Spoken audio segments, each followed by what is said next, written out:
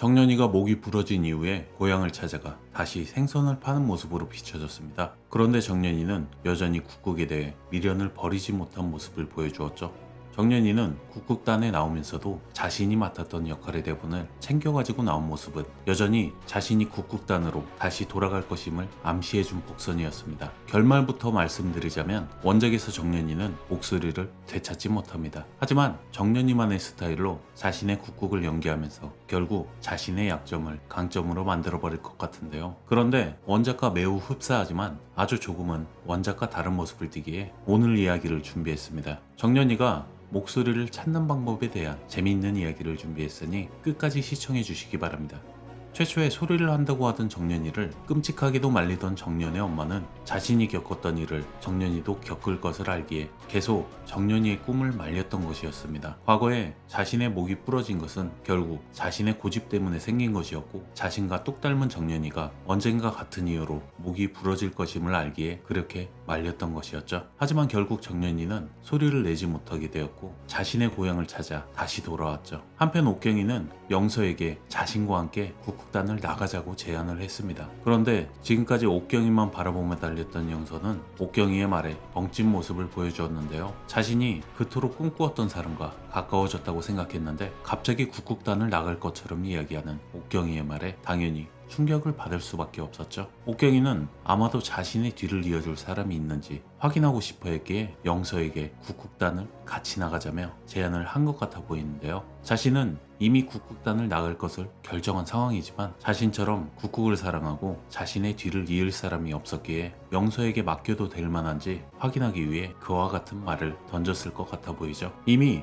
옥경이의 아편 스캔들이 터지자 국국단의 많은 연습생들이 연습에 참여하지 않은 장면을 보여준 것도 국국단을 사랑하는 것이 아닌 제2의 옥경이가 되고 싶어 하던 연습생이 많았다는 것을 보여준 장면이었는데요. 그런 상황들을 옥경이는 인지하고 있었기에 영서가 하는 말에 일부러 그와 같은 말을 흘린 듯 보입니다. 이 장면은 원작과 매우 다른 점이었는데요. 원작에선 주란이에게 옥경이가 같이 국단을 나가자고 제안을 합니다. 하지만 지금의 상황을 보면 역시 옥경이는 주란이에게도 같은 제안을 할 것만 같아 보입니다. 주란이에게 찾아온 엄마는 선을 볼 것을 제안하며 그 남자와 결혼하면 주란이의 언니의 병원비는 물론이고 약값까지 전부 책임져 준다는 말에 주란이도 흔들리는 모습을 보여주었는데요. 이제 매랑국국단에는 정년이가 없기에 더 이상 정년이와 함께 남자 주인공과 여자 주인공으로 무대에 서자고 말했던 둘만의 약속을 지킬 수가 없다고 생각을 하며 눈물을 흘리는 모습을 보여주었죠. 결국 주란이는 옥경이의 제안을 받아들이며 국국단을 떠날 것만 같아 보입니다. 주란이는 자신과 연습을 하자던 정년이를 거부했기에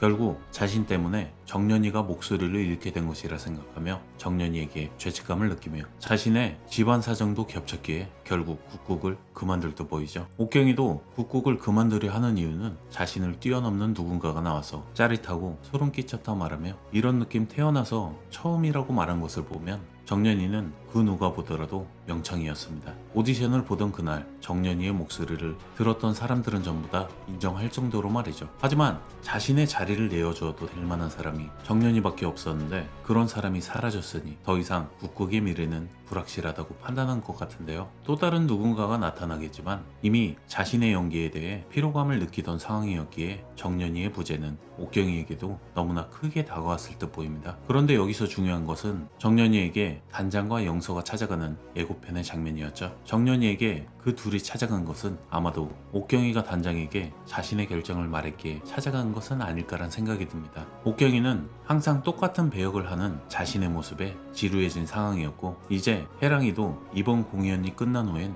쫓겨날 상황이었으니 이번을 계기로 옥경이도 해랑이가 말했던 것처럼 결국 국국단을 나갈 듯 보입니다. 단장의 입장에선 그들의 빈자리를 메꿔줄 사람이 필요했을 텐데요. 아무리 생각해도 그 자리를 채워줄 사람은 정년이 한 명밖에 없을 테니 찾아간 것이겠죠. 하지만 여전히 자신의 목소리를 찾지 못한 정년이었기에 정년이도 그의 엄마 최공선도 단장이 온 것을 환영하지 못한 듯 보입니다. 그런데 정년이가 목소리를 찾는 방법이 분명 나올 듯한 장면이 연출되었었죠. 바로 엿장수가 소리를 내는 모습을 지켜보는 정년이의 모습이었는데요. 그 모습을 지켜보던 정년이는 자신도 저렇게 소리를 내고 싶다고 생각하며 깊은 생각에 빠진 듯한 모습을 보여주었습니다. 그런데 저도 그 모습에서 정년이가 다시 목소리를 찾을 수 있다는 확신이 들었는데요. 그 그 방법은 엿장수의 목소리에 해답이 있었습니다. 엿장수는 남자이기에 그렇게 큰 고음이 아니어도 좋은 소리로 들렸죠. 정년이가 북극단으로 돌아가기 위해 한 행동은 아마도 허스키한 목소리로 음역대를 낮춰 소리를 내며 자신만의 새로운 목소리를 찾는 것이 아닐까 생각이 드는데요. 사실 가수들이 목이 망가졌을 때 전성기 때의 목소리를 완벽하게 재현은 못하지만 허스키한 목소리로 창법을 바꾸어 재기에 성공한 가수들이 많았죠. 결국 성대를 완벽히 고치지 못해도 두성과 같은 다른 발성법과 함께 허스키한 창법으로 바꾸어 결국 북극단에 다시 입단을 할 듯한데요. 자신의 목을 완벽하게 고치지 못했지만 지금까지 보여주었던 정년이의 감정이 실린 연기력은 이미 많은 사람들이 깊은 공감을 보여주었죠. 군졸의 역할을 임해도 관중을 사로잡는 모습을 보여주었기에 자신만의 연기와 자신만의 목소리로 다시 재기에 성공할 듯 보여집니다. 그리고 정년이에게 다시 찾아온 단장과 함께 밤마다 소리를 내며 북극단에 다시 들어가고 싶어하는 정년이를 본 채공선은 결국 단장인 강소복에게 자신이 못 이룬 꿈을 딸 정년이가 이룰 수 있도록 보내줄 듯한데요. 정년이는 주연급이 아니더라도 가닥기의 역할부터 차근차근 다시 올라가지 않을까요? 가닥기는 국국에서 남성 악역을 맡은 배우를 지칭하는데 오늘 보여준 가닥기의 배역을 맡은 인물은 말도 안 되게 오버하는 모습을 보여주며 연습에서조차 자신의 배역이 눈에 띄게 연기하는 모습을 보여주었습니다. 그리고 그녀가 속한 국극단의 단장도 마찬가지로 그녀의 연기를 인정해주며 배우들의 해석도 존중해줘야 한다고 이야기를 했죠. 이미 합동공연의 배우들 대부분이 매랑 국극단의 사람들이었기에 다른 국극단의 단장과 배우들은 불평불만이 쌓인 상황이었습니다. 그런데 그 상황에서 옥경이의 아편 기사까지 뜨자 해당 단장도 자신은 못한다고 발뺌을 했죠. 하지만 합동국극의 이번 공연을 통해 여성국극의 미래가 달려있다 말하며 이번 공연을 망친다면 여성국극 자체가 위태로워질 것이라는 매랑국단의 단장의 말에 자신의 생각이 잘못되었다는 것을 깨닫는 듯한 모습을 보여주었는데요. 아마도 정년이를 찾아간 이유와 다시 데리고 올 수 있었던 것은 정년이에게 낮은 음을 내어도 되는 가닥기의 역할을 내어주기 위해서 직접 찾아간 것은 아닐까 생각이 듭니다. 가닥기는 주인공과 대립하는 역할을 보여주어야 하는데 자신에게 집중되는 튀는 모습만 보여주는 가닥기는 필요 없기 때문이었죠. 이미 이전에 군졸의 역할을 보여주었던 정년이로 인해 무대를 망쳤던 것을 알고 있기에 가닥기의 역할을 정년이로 갈아치울 것만 같은데요. 길거리에서 보았던 엿장수의 발성과 가닥기의 역할로 인해 자신의 이른 목소리를 메꿔줄 새로운 정년이의 탄생을 보여주는 10화가 되지 않을까 생각이 됩니다. 여러분들이 보시기에 10화의 정년이는 과연 어떤 목소리로 국극단에 돌아올 것 같으신가요? 여러분들의 의견을 댓글로 알려주세요. 오늘도 시청해주셔서 감사합니다.